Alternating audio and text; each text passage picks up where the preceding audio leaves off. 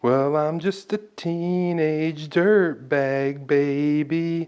Come listen to Iron Maiden, baby, with me.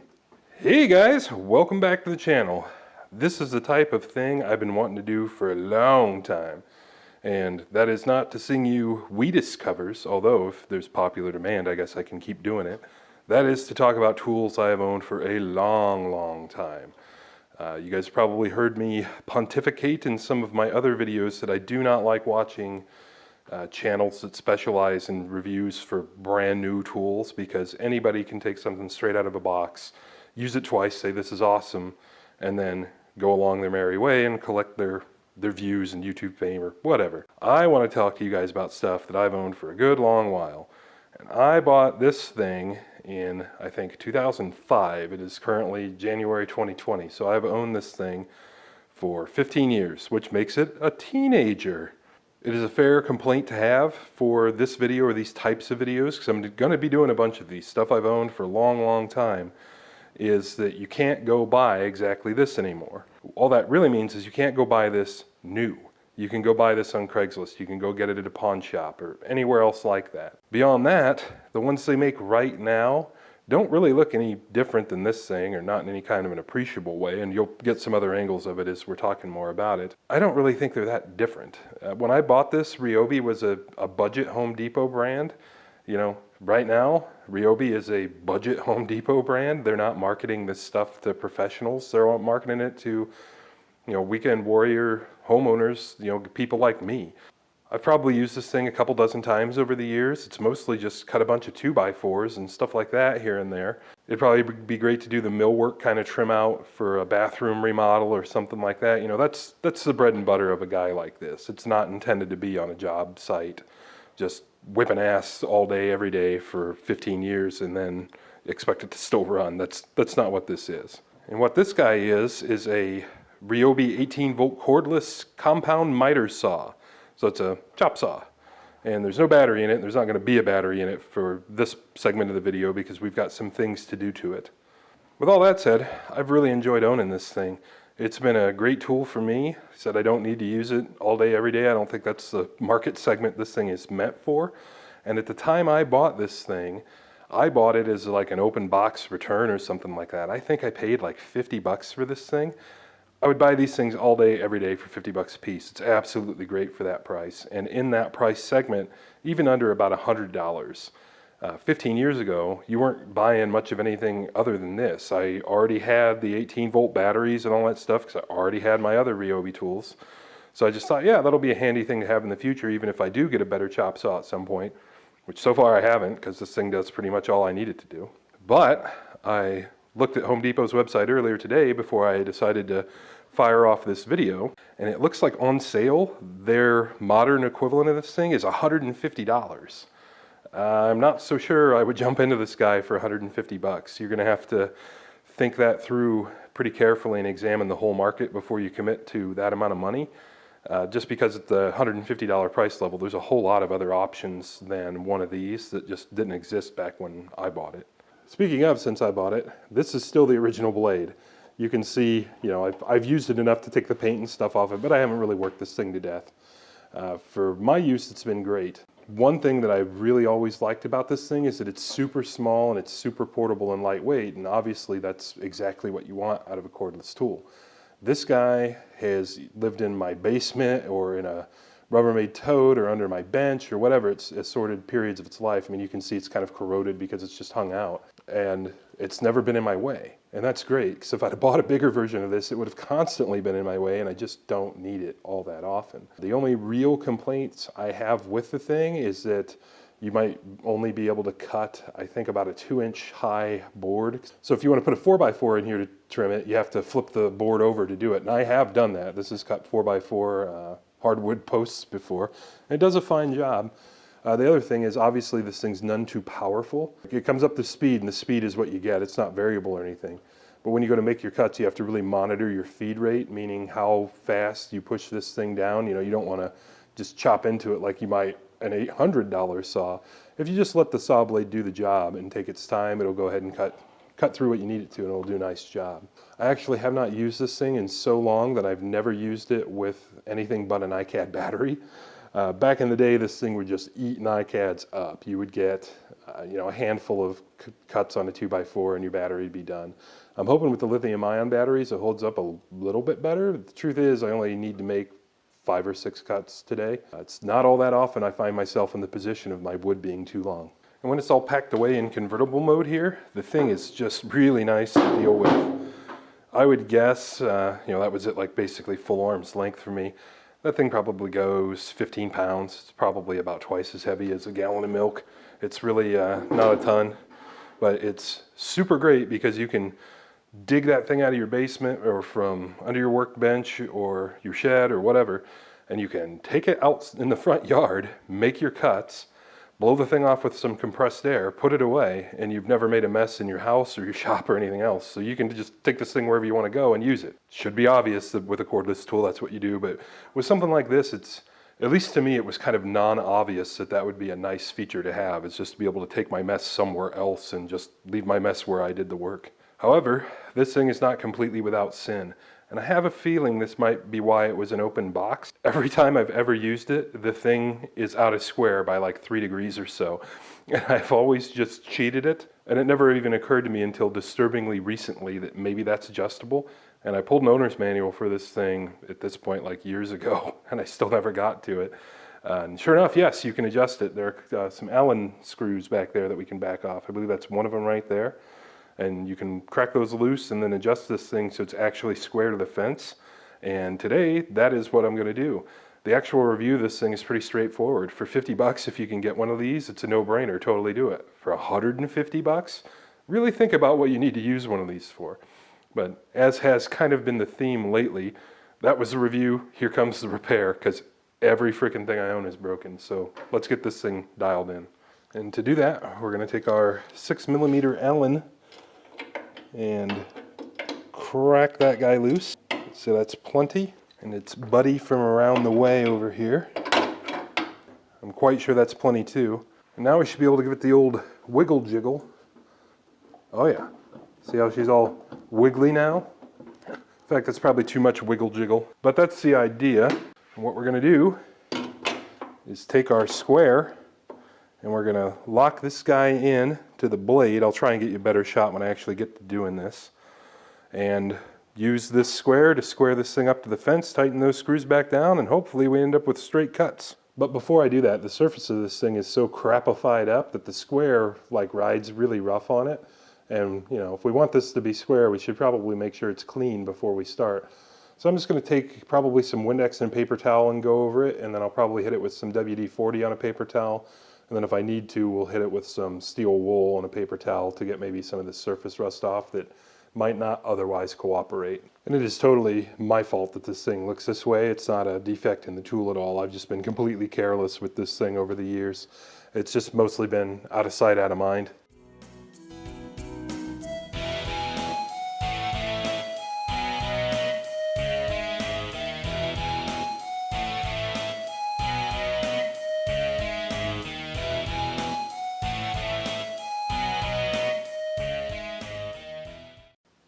And there we go, smooth as a prom queen's thighs.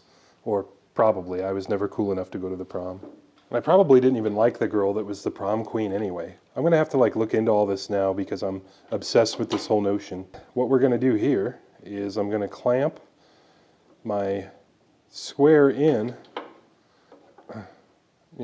approximately, so it stays actually square. Well, I thought I was going to. Well, I don't think we're gonna clamp the square in that way. So, we're just going to have to go commando. I've got it so far out right now, there we go, that it wouldn't even go through the plastic guard. So, this is one of those times where the camera being able to see and not me just isn't going to do. So let's rejigger a couple things. I think that'll make all of us happy. Let's see. I'm sure you guys are going to be looking at a microphone cord. That's the way it goes, sorry. Let's see. That is jacked. That's much better. There we go. That's looking real nice. It's just catching the teeth on the way up and down. Yeah, That's pretty close. I think I'm going to take a magnet and just hold the square right there so I can kind of tinker more. I'm going to guess the base of this thing is aluminum. Yep, sure enough. How about the... Yep, all aluminum. That's not going to work. Once again, we're just going to go commando. Let's see. Okay, so I intentionally influenced it the wrong way there, and it shows. Let's see if I can get it back where I want it. I think that's pretty good. I'm going to very carefully snug up those bolts, and then we'll see where we landed. I can see this thing moving as I'm tightening this, so I'm betting it's not going to work out. I had them pretty loose just to demonstrate to you guys for the video, so I probably should have snugged them before we got this far. See how we are doing.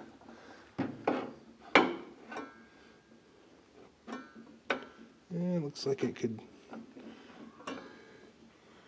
maybe stand to go a little yonder ways.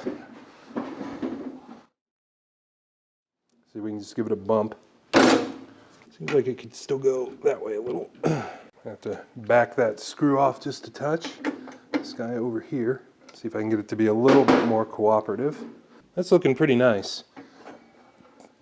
I think we're gonna try and torque her on down right there and see how we end up. Just kind of trying to snug both sides a little as we go, so I hopefully don't move it. Okay, those are both pretty freaking tight. Let's see.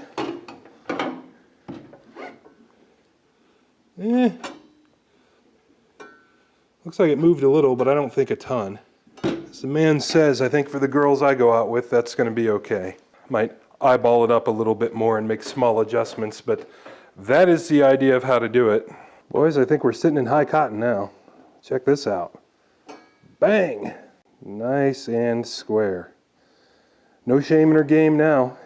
And I don't know how well you'll be able to see it, but this plastic guard is out as much as the blade was before. It's off square, like that away. It's probably out 2 or 3 degrees. I'm hoping to not have to like cheat this thing anymore and try and get square cuts.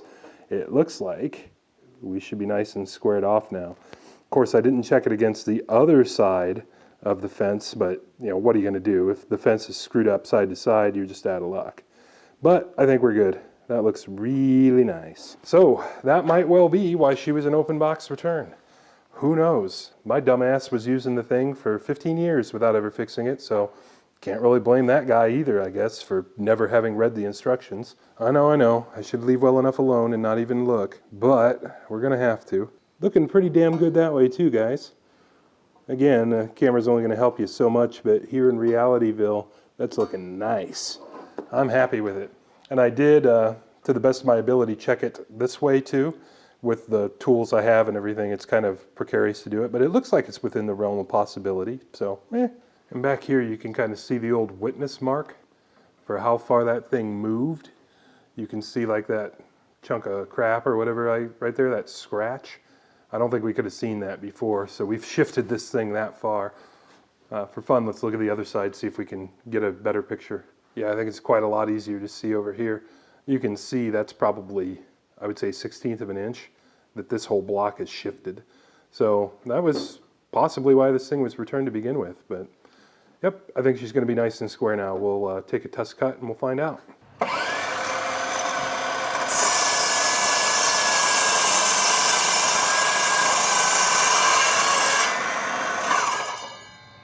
So we actually ended up making 2 test cuts because I forgot to start the camera when I cut this one. And this is just a little piece with holes in it I wanted to cut off. So what I did there is I just took my combination square and just marked a straight line down each of these cuts. And I intentionally wanted to keep the line so we could just have a quick visual to see how it did. And I think we did okay. It looks pretty good. It would have been way worse than this before. And they both look about the same, which is good. So that wasn't just a one-hit wonder. And that's how our square compares to the cut. I think you guys will be able to see that pretty clearly, especially if I kind of night and day you. That's looking pretty freaking straight. I don't know if I could get much better than that without like dial indicating the thing in and all kinds of crazy stuff nobody's ever going to do. Let's take a look at our other block. We've got pretty much the same story going on over here. It looks like a nice straight cut to me. And this thing would have been out like an 1/8 of an inch before. You'd have been very easy to see that it would have been screwed up. For fun, let's try another square too and make sure it's not just a case of arguing squares. I don't think so. So this is actually the square I used to level the blade, and you can see that's just 100% dead to rights, just dead nuts 90 now, and we would have never had that before. Let's give this guy a shot. Yeah, same story. I can't even wiggle the square on it, it's so tight. Certainly plenty good enough for what I'm gonna do. So just for fun, I told you guys I needed to make like 5 or 6 cuts today. I'm gonna get my cuts all marked out. We'll go make them quick, and we'll just see how the saw's running and see how long that battery holds out and everything else. It's kind of cold today, so man, who knows how it'll go. And you can see that saw is really low speed, and like I said earlier, if you just let the blade do the cut, you get, you know, pretty nice quality cuts. This thing will chop 2x4s for you just fine, doing homeowner kind of crap like I do. Anyway, let's get those other cuts marked up. Once again, forgot to hit record, but yeah, we made the first cut.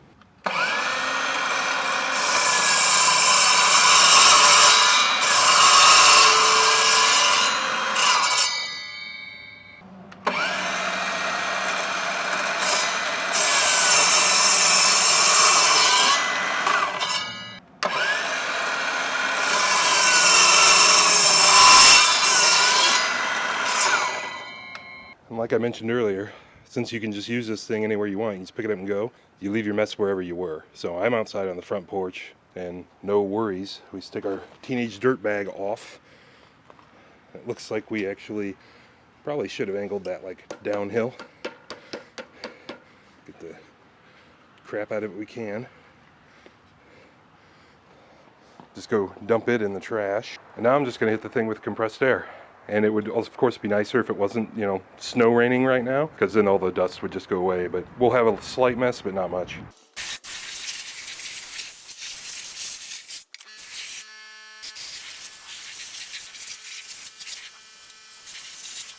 And there we go. More or less like nothing ever happened. Let's get that thing back inside and get it dried off and cleaned up properly to store, and then we'll finish up the video. So I've got it all dried off and as cleaned up as I care to get it. But one thing I did notice when I was using this thing that I hadn't thought of before, it's like I mentioned to you guys earlier, I'd only ever used it with NiCads, and when these were sold new, I believe 18 volt only had like one size. And that's not the case anymore with these modern batteries. They now come in various thicknesses. This battery right here is a 3 amp hour 18 volt, and it fits just fine. But if you have one of the bigger ones, you might end up with some clearance problems on this nut back here. Like, I'm not sure how much thicker the like 9 amp hour batteries and stuff are. These are the largest ones I currently have. But it looks like right there, the battery actually hits going in, but you can kind of angle it in. So it may not actually be an issue. And I'm sure on the brand new ones they sell, it isn't an issue, because clearly they design them to work with the modern large capacity batteries. But there we go, not a problem with the stuff I have.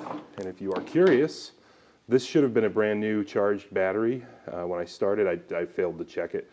But right now it still has 3 bars of charge. And it's been out here in the cold garage for months at this point, so it may not have been all the way up to begin with.